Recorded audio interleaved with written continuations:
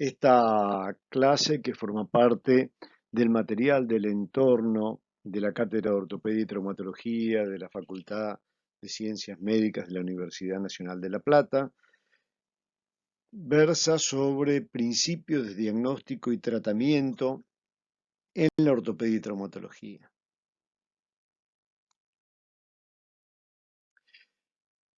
Vamos a intentar responder a la pregunta de cómo llegar a un diagnóstico en ortopedia. Vamos a intentar reconocer la importancia en la historia natural y también valorar las alternativas de tratamiento que tienen las afecciones ortopédicas y traumatológicas. Igual que en el resto de la medicina, la obtención de un diagnóstico en nuestra especialidad se basa en los hallazgos de la entrevista, del examen físico y de los estudios complementarios. Estas son las tres instancias que tenemos para poder saber qué es lo que tienen aquellos y aquellas pacientes que nos consultan. Hay veces que el diagnóstico se puede hacer solo con la entrevista y el examen físico. Prácticamente enfermedades como la enfermedad de Kerben, el dedo en resorte, la rotura de la porción larga del bíceps, el dedo en garra, la rotura de Aquiles. Como ustedes ven, son enfermedades que afectan partes blandas y que la clínica nos permite a través de palpación, una inspección muy particular y algunas maniobras, hacer el diagnóstico sin necesidad de realizar ningún estudio complementario. Hay veces que necesitamos hacer estudios complementarios y es en la enorme mayoría de las afecciones de nuestra especialidad, donde con distinto grado de preponderancia unos de otros, pero la entrevista, el examen físico y los estudios con los que podemos complementar esta evaluación nos permiten arribar a un diagnóstico. Hay veces que el estudio complementario es simplemente una radiografía, sea el caso de una artrosis de cadera en el ejemplo que hemos colocado, o sea el caso de una fractura de radiografía. Nosotros hacemos el diagnóstico y no tenemos necesidad de ahondar en estudios. Sin embargo, hay otras situaciones donde necesitamos prácticamente todos los estudios factibles. En nuestra especialidad, los tumores son un muy buen ejemplo de esto. Hay otros, pero por lo general el estudio de un tumor óseo requiere de radiografías, tomografías, como se ve en el ejemplo, resonancia magnética, centellograma, angiografía y muchas veces PET y biopsias. Ahora bien, este diagnóstico, que es imprescindible para empezar cualquier esbozo terapéutico, nos permite reconocer cuál va a ser la historia natural de que va a tener la afección del paciente en base al diagnóstico. Y esta historia natural va a determinar el tratamiento. Esto, por supuesto, de este diagnóstico y este conocimiento de la historia natural, vamos a tener tres situaciones para hacer el tratamiento de nuestros pacientes. Una situación de emergencia, donde la realización del tratamiento es inmediata, hay que hacerla en el momento. Situaciones de urgencia, donde tenemos 72 horas como situación ideal para resolver la problemática de nuestros pacientes, y un tratamiento programado, que es cuando nos podemos dar mucho más tiempo y ese tiempo no va a afectar el resultado final. Las situaciones de emergencia no son las más frecuentes, pero hay que conocerlas. En las emergencias estamos hablando del síndrome compartimental, estamos hablando de fracturas complicadas, fracturas expuestas, luxaciones y por supuesto todo tipo de herida y toda lesión que tenga alguna complicación vascular. La mayor parte de las fracturas, esguinces, desgarros, ingresan dentro de lo que se conoce como urgencia, de fracturas cerradas. Si la fractura es expuesta o complicada o está asociada a una luxación, se transforma en una emergencia. Pero si no, las fracturas uno tiene un margen para resolverlo, por lo general, entre 24, 48, 72 horas. Muchas veces van a ver ustedes que lamentablemente en nuestro sistema hospitalario público, y deseamos que esto cambie cuanto antes, muchas patologías que deben ser resueltas en forma urgente, o sea, dentro de las 72 horas, a veces se resuelven después de la semana, 15 o 20 días. Y los tratamientos programados generalmente son de patologías degenerativas, de deformidades, de secuelas, que nos permiten programar en el tiempo sin que eso afecte el resultado final. La historia natural es la evolución que va a tener un proceso sin que intervengan los profesionales de la salud. Cada paciente, por supuesto que es diferente. Una misma afección, a su vez, puede tener variaciones en esta historia natural. La historia natural es algo clave para esta especialidad. Por ejemplo, dos pacientes pueden tener lumborradiculalgia. Lumborradiculalgia es dolor lumbar irradiado por una raíz a miembro inferior. Podrá ser una cruralgia o una ciática. Veamos estas dos situaciones. El paciente de arriba tiene una lumbociática por una hernia de disco, que sabemos que es una patología que en un 80% tiene una historia natural benigna. Se realizó tratamiento conservador, un bloqueo, y el resultado fue la mejoría de esa lumborradiculalgia sin más que medicación. Este otro paciente es un paciente que viene con una lumborradiculalgia, pero que está producida por una metástasis de un cáncer de próstata, que le está produciendo una estenosis importante a nivel del conducto vertebral, y en este caso el tratamiento fue quirúrgico con una estabilización. Los dos pacientes tenían lumborradiculalgia, los diagnósticos tenían historias naturales absolutamente diferentes. O a veces pacientes que tienen fractura de cuello de fémur. Según dónde esté la fractura, la historia natural puede ser distinta. Esta paciente, por ejemplo, tiene una fractura que es medial, intracapsular, desplazada. Por lo tanto, tiene altas probabilidades de tener como complicación una necrosis ósea séptica, obsérvense que blanca se ve la cabeza, y una pseudoartrosis, la falta de consolidación a nivel del cuello.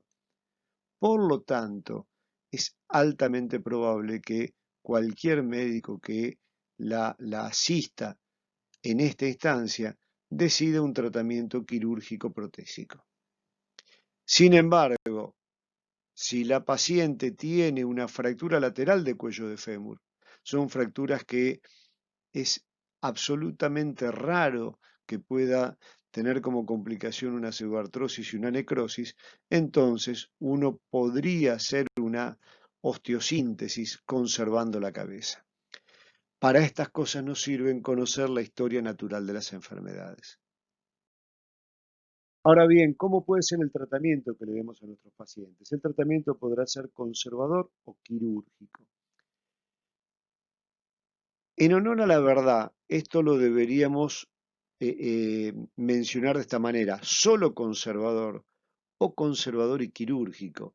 Cuando operamos a nuestros pacientes no solo hacemos tratamiento quirúrgico, sino también tratamiento conservador.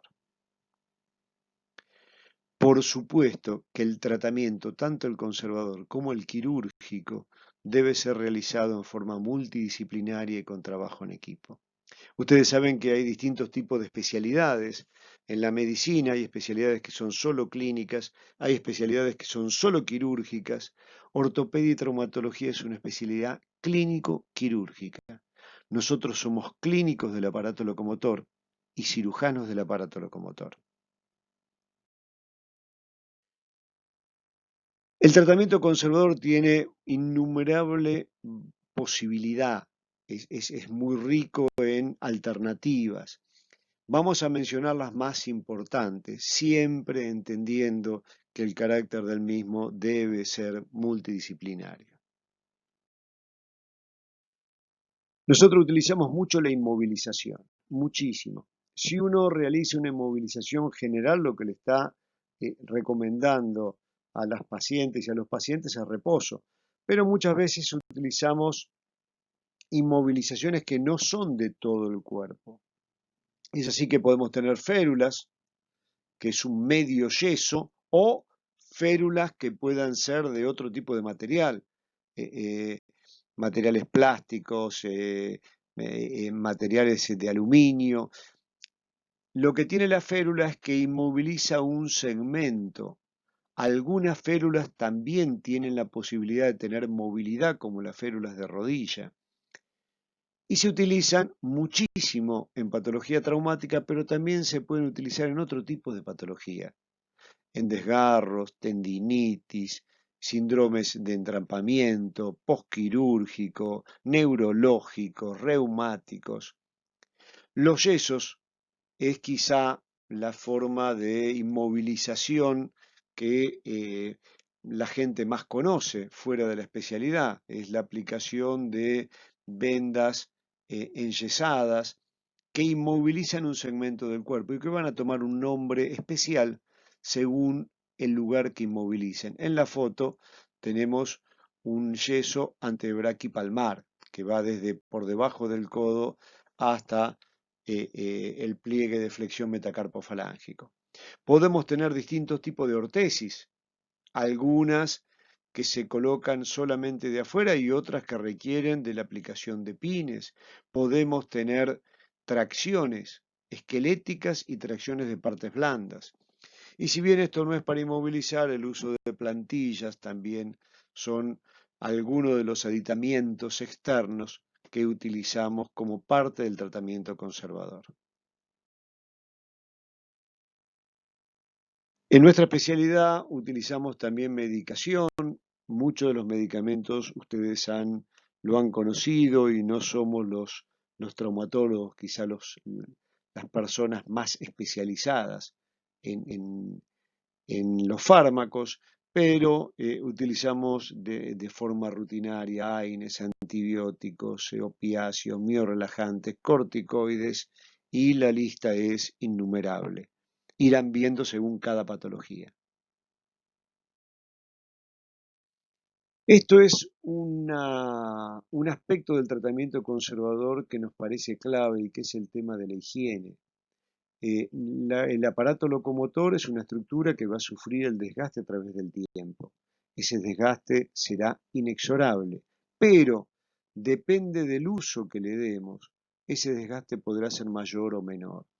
Quizá esta figura del centro de cómo se debe levantar un peso, que así está mal y así está bien, es una de las más conocidas, pero son innumerables los elementos que uno puede recomendar, desde cómo estar cuando está parado o haciendo tareas, cómo estar sentado frente a una computadora, eh, cómo proteger de alguna manera el manguito rotador, cómo realizar actividad para no esforzar el primer y segundo radial en una epicondilitis. El tema de la higiene es clave y probablemente sea una de las cosas más importantes para el médico generalista, porque el médico generalista no tiene que saber muchas veces si alguna enfermedad tiene un tratamiento quirúrgico o no en un paciente, o cuándo hay que operar una hernia de disco, pero sí debería conocer los elementos de higiene porque le va a permitir disminuir la prevalencia de afecciones degenerativas o disminuir la gravedad de estas.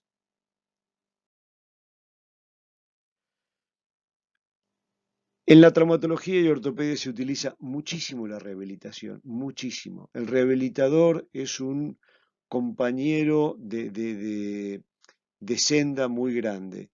Y aquí hablamos de kinesiólogos, terapistas ocupacionales, utilizando la fisioterapia, utilizando algunas técnicas como reeducación de postura, osteopatía, Busquets, Mackenzie y todas las alternativas de rehabilitación que se les ocurra. Los agentes físicos también los utilizamos mucho y aquí hasta la misma persona tiene a veces alguna dificultad. ¿Uso frío o uso calor? Siempre que uno tenga una patología traumática, una patología aguda o una inflamación importante, es preferible la utilización de frío. Se recomienda el frío que sea utilizado de forma intermitente, tanto el frío como el calor. No es bueno dejarlo y dejarlo por largos periodos. Pueden observar en la foto este paciente que por una lumbalgia había utilizado el calor durante mucho tiempo y observen los cambios de coloración a nivel de la piel. El calor y el frío no son compañeros también de senda, que hay que utilizarlos con algunas precauciones. Recuerden, siempre en cuestiones agudas, tendinitis, desgarros, inflamaciones agudas, hematomas, pensar fundamentalmente en el frío. Los ejercicios también son elementos que nosotros utilizamos muchísimo, muchísimo, salvo las situaciones donde es necesario inmovilizar, diríamos que el ejercicio debiera estar presente siempre. Para el aparato locomotor, hacer gimnasia, hacer ejercicios, es como para la piel bañarse y como para el pelo usar el shampoo. Así que deberíamos utilizarlo siempre. Por último, en el tratamiento conservador tenemos otras instancias, algunas de, digamos, utilización histórica, sobre todo en otras culturas como la acupuntura, eh, otras que han demostrado eh, em, largamente su utilidad como la radioterapia, otras que quizá todavía no tienen las últimas investigaciones como para saber hasta dónde pueden ser útiles en el tratamiento locomotor, como la inyección de células madres, y algunas que van a escuchar ozono, radiofrecuencia, láser, y que quizá todavía no tengan el consenso que permita que uno las pueda recomendar desde una cátedra de ortopedia. Sí es muy importante entender que en todo aquello que sean investigaciones, las investigaciones deben seguir un protocolo riguroso para saber si son efectivas en el cuerpo humano y mientras ese protocolo no está resuelto o validado, no deberían ser motivo de tratamientos recomendables. Y este es el fin de la primera parte. Continuaremos con las alternativas de tratamiento quirúrgico en la ortopedia y traumatología.